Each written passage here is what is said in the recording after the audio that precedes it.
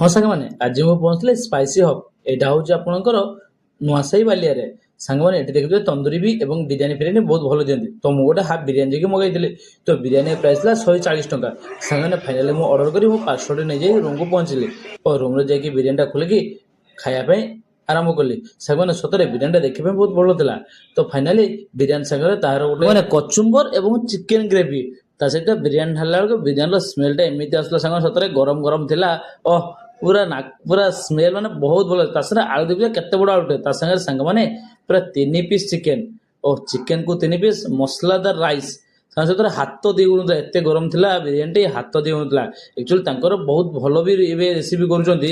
ଆଉ ରାଇସ୍ଟା କରୁଥିବେ ପୁରା ମାନେ ବହୁତ ଭଲ ରାଇସ୍ଟା ଥିଲା। ସାଙ୍ଗମାନେ ମୁଁ ଏବେ ଖାଇ ଦେଖିବି କେତେ କଣ କେମିତି କଣ ଟେଷ୍ଟ ଅଛି। ସତରେ ସାଙ୍ଗମାନେ ମୁଁ ଏବେ ଖାଇ ଦେଖିଲି, ଖାଇବା ଟେଷ୍ଟ ଓହ, ସତରେ ବିରିୟାନୀ ମାନେ ବହୁତ ଭଲ, ପୁରା ଫ୍ୟାଣ୍ଟାଷ୍ଟିକ ଟେଷ୍ଟ ଥିଲା।